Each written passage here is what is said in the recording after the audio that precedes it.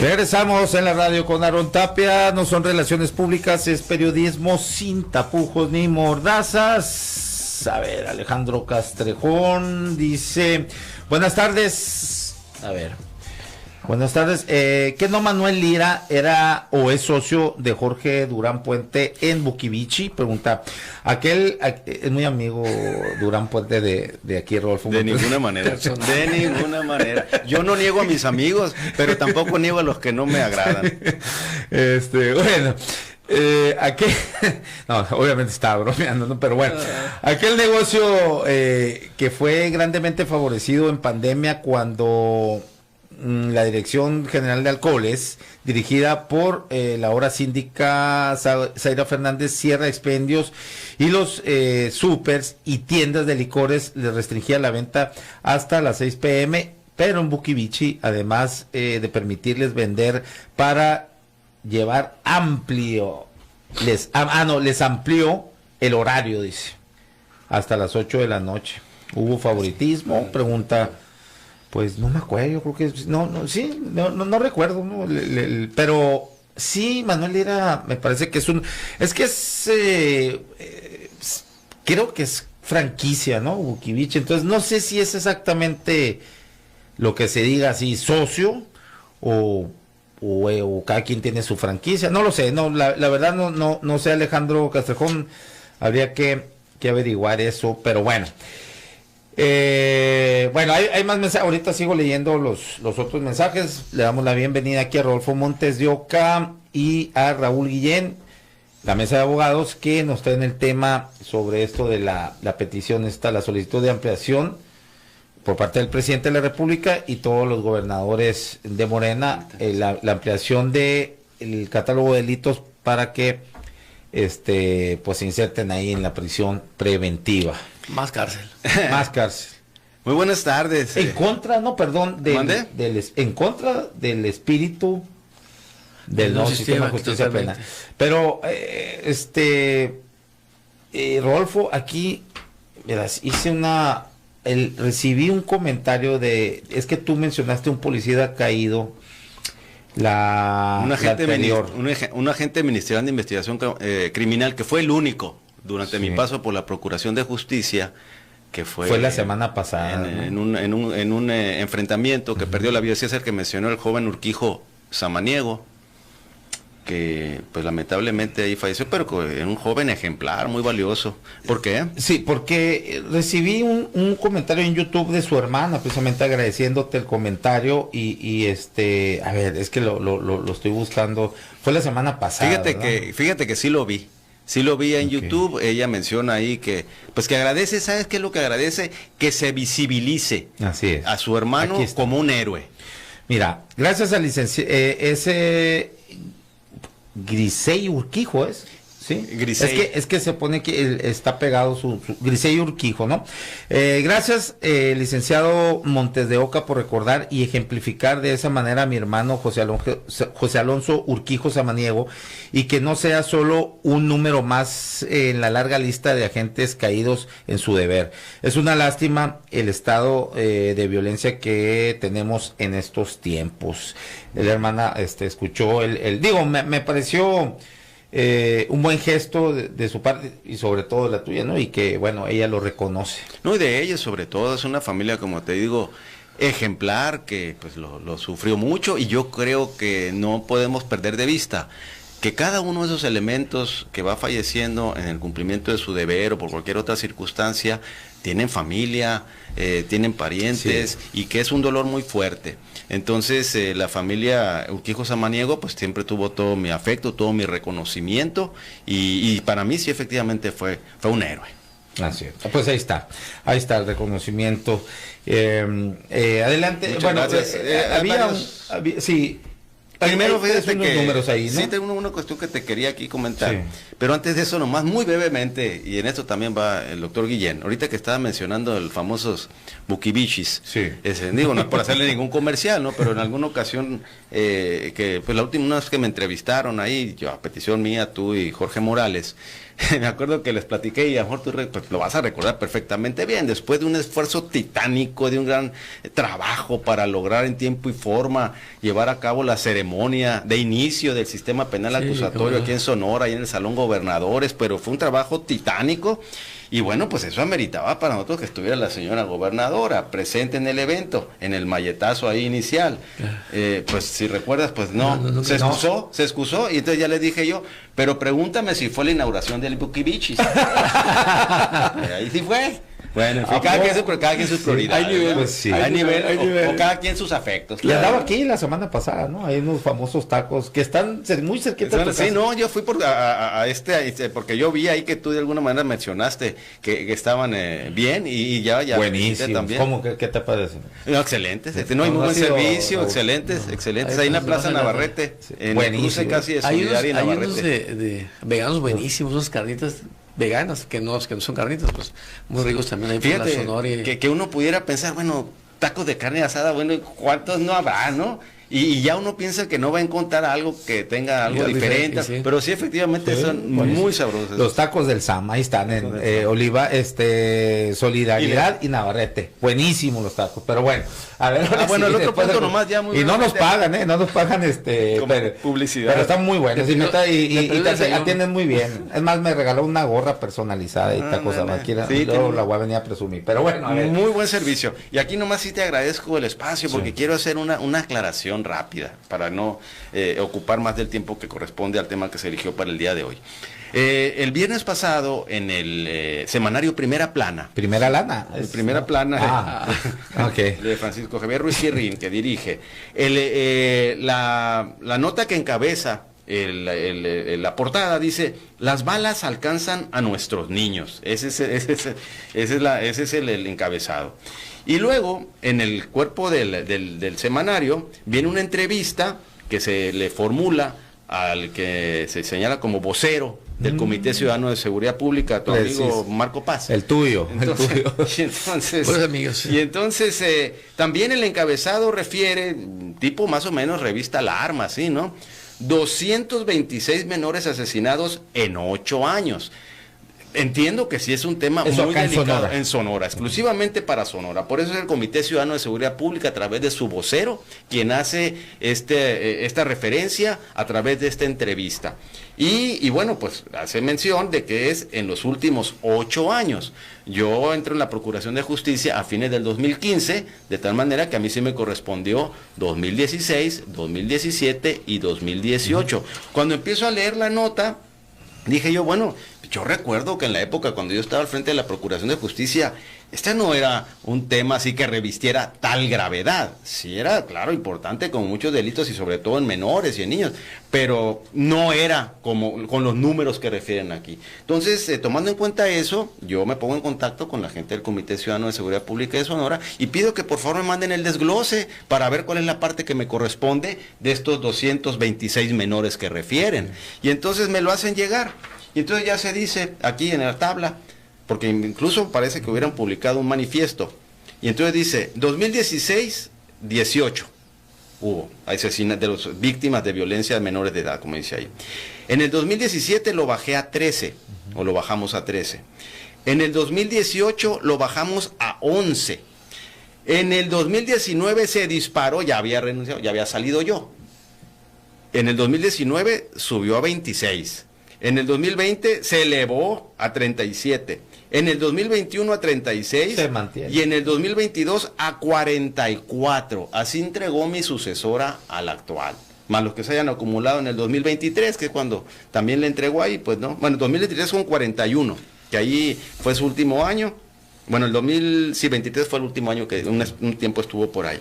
Bueno, el caso es que aquí lo que yo quiero aclarar es esto, que en este lapso que a mí me compete, que es el 2016, iba a la baja y yo entregué con 11. Okay. Mi sucesora entregó con 44. Se lo agarraste en el 18 y acaba en 11. Y acá, en el 2018, yo empecé en el 2016. Con 18. Con 18. 18 niños asesinados. Exacto, y entregué 11. Sí. Y en el 2023... cuando termina mi antecesora, ella 41. Entrega con 41 y en el 2022 ya habían 44. Entonces, el monto o el porcentaje que a mí me corresponde es muy mínimo, nomás que en esa entrevista no se hace esa aclaración, no se hace esa distinción de que en mi caso iba a la baja y que cuando yo salí se disparó y que siguió incrementándose y es lo que vino subiendo. Y eso también se puede ver en muchos otros delitos. Aquí también quisiera aclarar muy rápidamente que en esto pues no podemos tampoco regatear que esto se hizo en concurrencia y coordinación con el secretario de Seguridad Pública, que era el licenciado Adolfo García Morales, y que en cuanto hace a la Procuración de Justicia, pues también no puedo negar que unos elementos que me dieron grandes resultados fue el vicefiscal Carlos Castillo y el comisario de la Agencia Ministerial de Investigación Criminal, el comandante Manuel Ángel Barrios Macario. Bueno, ese es el punto nomás que quería yo mencionar. Te agradezco mucho el espacio para aclarar esa situación. Muy bien, ahí está aclarado. Venga, Raúl Guillén, entrando en materia. Bueno, buenas tardes a todos, a todo tu auditorio. Bueno, el tema es muy sensible. Mira, el bien jurídico que tenemos más importantes todos, después de la vida, es la libertad. Entonces, ¿cómo le hace el Estado para afectar la libertad? ¿Cuáles son los mecanismos que tiene para afectar? Y la Constitución es muy clara, tú te pueden detener si te dan en flagrancia cometiendo el delito con una orden judicial y que en caso urgente. Una vez que estás ya en esa situación, te enfrentas a la posibilidad de que te quedes detenido o te quedes sin libertad. Estoy tratando de explicarlo de manera más sencilla posible. Es lo que está discutiendo ahorita. A ver, vamos a incrementar los delitos, que es la propuesta de reforma constitucional. Vamos a incrementar los delitos donde se aplique prisión preventiva oficiosa, es decir, lo vamos a elevar al rango constitucional para que estas personas, independientemente de que sea necesario o no que esté en la cárcel, estén en la cárcel. En los sistemas más democráticos, los más garantistas, se debate si hay peligro de fuga, si hay peligro para la víctima, si hay peligro de obstaculización de la justicia. Bueno, es lo que se está planteando ahorita. Ahorita Rodolfo y yo platicamos que, bueno, que realmente la reforma viene muerta. Es puro show, ¿no? Es puro show, ¿por qué? Porque difícilmente va a pasar la reforma constitucional en este contexto electoral. Realmente no hay condiciones. Y segunda, que si llegara a pasar, ya existe un criterio judicial o existen ya toda una inercia de los poderes judiciales de que a pesar de que el delito se establezca que amerita prisión preventiva oficiosa, que estés en la cárcel mientras estés siendo procesado, de todos modos te tiene que discutir la necesidad de la medida cautelar de prisión preventiva. Y Rodolfo lo dijo, no yo, lo dijo Rodolfo. Es populismo, me dice. No, Rodolfo. Populismo penal. Populismo penal. Oye, eso era fuera de libreta, pero como ya lo dijiste, ¿verdad? Está mentira. Está bien. No, sí, no, estoy de acuerdo. Estoy de acuerdo. Sí, realmente, históricamente hablando, es vergonzoso cómo los mexicanos estamos expuestos a que si se nos investiga estemos en la cárcel. Todo el siglo XIX, sí, prácticamente las personas que eran detenidas, y ahí está la historia, pues era cárcel. Primero te detengo y luego te investigo. Sí. Y durante el siglo XX pasó exactamente lo mismo, nomás hubo algunos criterios, ¿no? De que si eran delitos graves, si el catálogo de delitos graves, el primer concepto fue la penalidad. Si rebasas la media aritmética de más de 5 años, te aplicaban la prisión preventiva. Miento, no tenías derecho a la libertad provisional bajo caución, pero si no rebasabas los 5 años sí tenías derecho a la libertad provisional bajo caución, y mucha gente que no tenía dinero pues se quedaba, ¿no? Entonces sí hubo un abuso bastante importante durante todo el siglo XX. Con la reforma de 1993 se pasa a un catálogo de delitos graves, donde se inicia con un pequeño número de delitos, pero conforme van pasando el tiempo, los legisladores van aumentando estos delitos graves donde amerita prisión preventiva. Entonces, desde una perspectiva histórica, bueno, en el siglo XXI, con la reforma penal, se pretende romper todo esto y no aguanta el sistema porque en Chile, por ejemplo, no había delitos de prisión preventiva oficiosa. Chile aguantó esa presión mediática, criminal, etcétera, y México tuvo que hacer un catálogo, aunque mínimo, un catálogo de delitos de prisión preventiva oficiosa. Pero ahorita en la actualidad ya existen criterios judiciales donde eso se va a discutir, aunque diga la ley, aunque esté en la Constitución, se va a discutir la necesidad de la medida cautelar de prisión preventiva. ¿Esto por qué es relevante? Bueno, pues es un derecho humano, ¿no? Nosotros vamos a estar más seguros si existen condiciones de que en una audiencia se debata la necesidad de la medida cautelar de prisión preventiva. Si no pasa eso, como ha pasado históricamente en México, donde se ha aplicado por diferentes criterios, pues realmente el impacto en cuanto a esta garantía pues es significativo. A eso hay que agregarle que el impacto de meter a la cárcel en el sistema penitenciario es brutal, ¿no? O sea, se eleva todo el costo del sistema y realmente esto está demostrado que no ha funcionado, ¿no? Sí. Había mucha, no sé si todavía siga habiendo un muy alto número de gente que está esperando sentencia todavía en las cárceles, y eso pues provoca la sobrepoblación, y siempre va relacionado con la pobreza, ¿no? Se roban 1 kilo de queso y un robo famélico, y resulta que ahí los tienen atorados y ya salen hasta, o sea, es una universidad del delito, salen graduados de delincuentes, ¿no? O ya con chamba, ¿no? Esta garantía de la justicia pronta y expedita. Sí. Mira, hoy pasó algo muy curioso. Y los que se roban millones y cientos y miles de millones, Lozoya. Lozoya comiendo pato en el Funam, y ahorita ya vamos a salir a estar ahí yo quisiera darle un poquito, un enfoque un poquito más, vamos llamándole elemental, para que la audiencia pueda entender cómo esto le puede repercutir. O sea, estamos hablando ahorita técnicamente y sobre todo qué es lo que establece la Convención de Derechos Humanos, cómo lo aplica el Poder Judicial Federal, pero yo creo que sí es importante que la ciudadanía sepa a qué grado esto en nuestra vida cotidiana les puede llegar a afectar.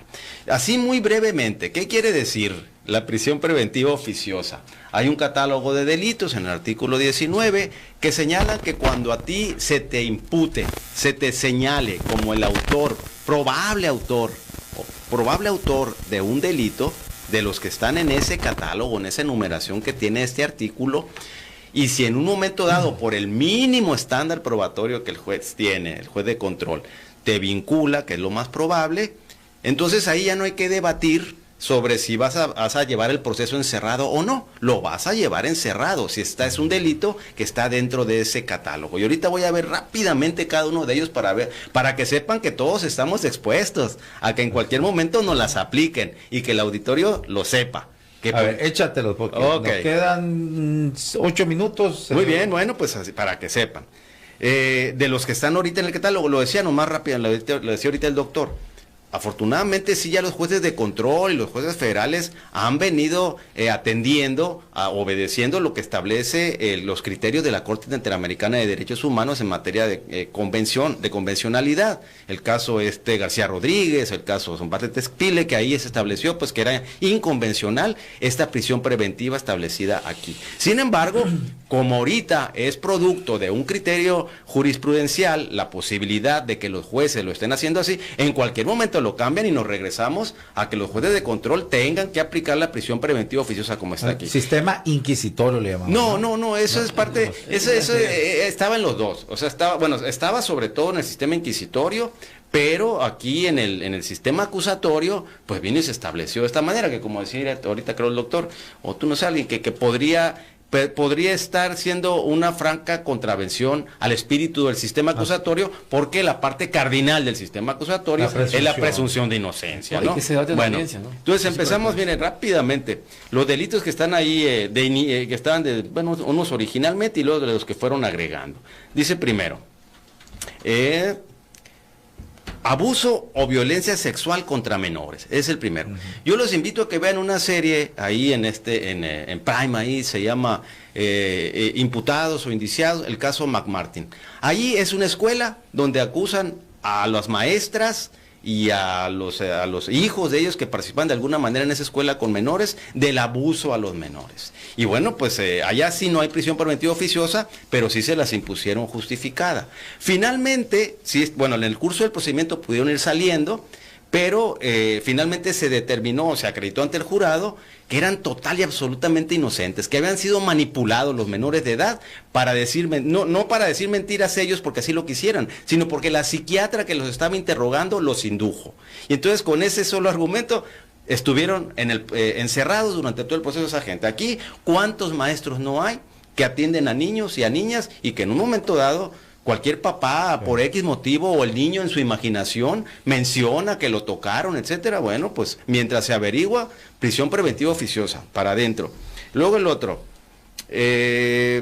delincuencia organizada, ese es un punto nomás que quiero decir rápidamente. Ahorita lo voy a abordar rápidamente. Luego dice, el homicidio doloso, bueno, pues si consideran que por los sellos, ¿cuántos casos no hay en Estados Unidos ahora por lo del ADN, etcétera, que incluso estando en el pasillo de la muerte ahí, que se determina que eran inocentes al paso del tiempo? Y aquí pues digo, pues imagínate cuántos casos así no puede haber. Luego el feminicidio, pues es parte de lo mismo. La violación, ya lo hemos platicado aquí con el solo dicho de la mujer, con el solo dicho, sí, para adentro. Luego, el secuestro, pues hablemos del caso de Flores Cassés, por ejemplo, pues para unos podrá ser culpable, para otros inocente. Claro, en ella probablemente se hubiera justificado la prisión preventiva, vamos llamándole justificada, porque ahí se ve un riesgo de fuga, un peligro de sustracción muy evidente. Pero en el otro caso, en el del señor Vallarta, pues me parece que no, ya tiene por ahí como 20 años ahí que no es encerrado el pobre amigo.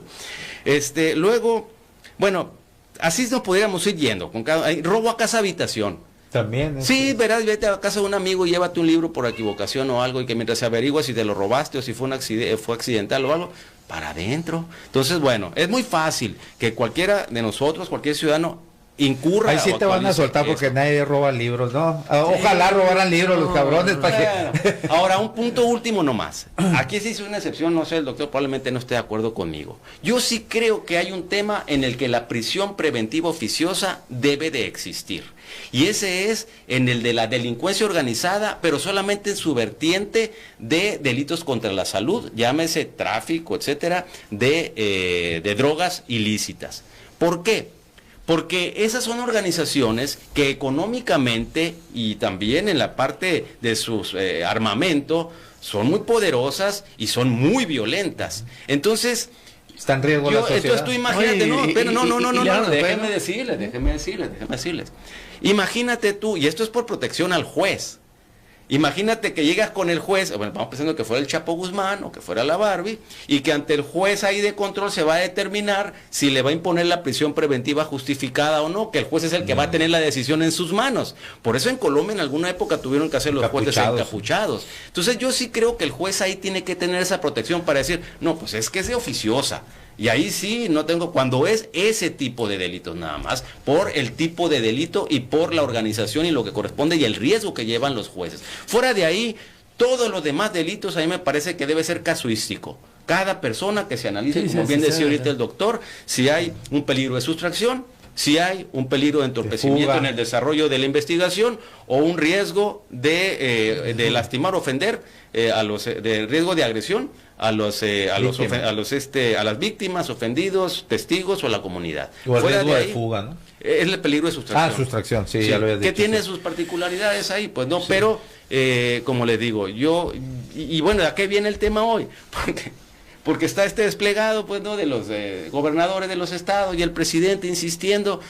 Yo creo que es una medida muy similar a cuando resulta que agredieron o violaron supuestamente, porque hay que partir siempre del principio de presunción de inocencia. Mientras no condenen a alguien, no se puede decir, sí, que entren a la cárcel, es porque ese es el problema, que entren a la cárcel estos, los violadores, etcétera. Pues si todavía no los han condenado, sí, no los puedes... Ahora, además de la pérdida de derechos, pues hay pérdida también de recursos, ¿no? Porque mientras más gente esté en la cárcel, es un gasto espantoso, ¿no? El impacto del sistema penitenciario, sinceramente, es brutal y está documentado.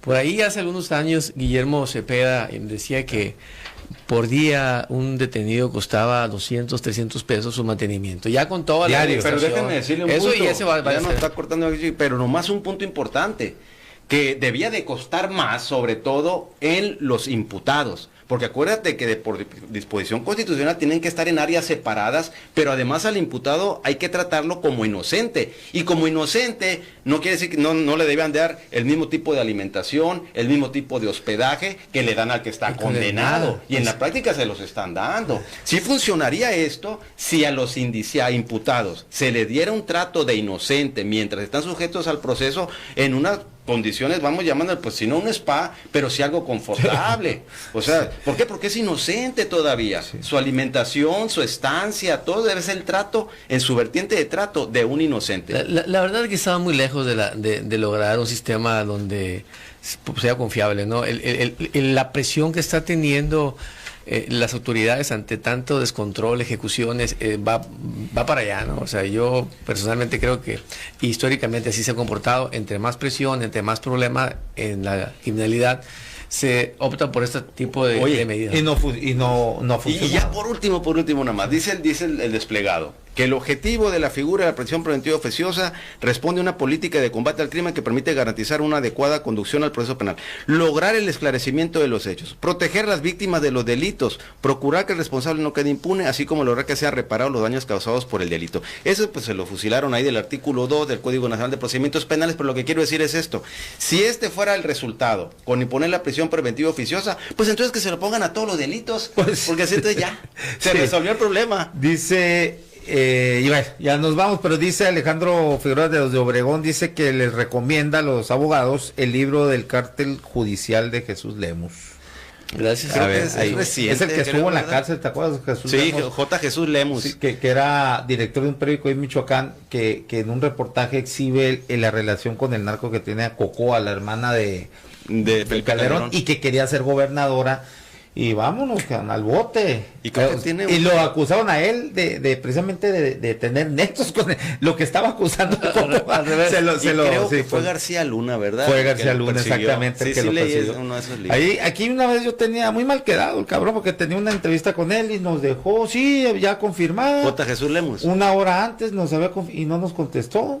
Bueno, y luego después vi ahí con Julio Astillero que también le hizo lo mismo. Bueno, en fin, ni modo, pero bueno, o sea, así pasó con Jesús Lemus. Muchas gracias, Raúl y Rodolfo Montes de Oca. Gracias a todos ustedes por la sintonía. Nos vemos y nos escuchamos mañana a las 2 de la tarde acá en Zoom 95.5 de FM, la radio alternativa del desierto. Gracias.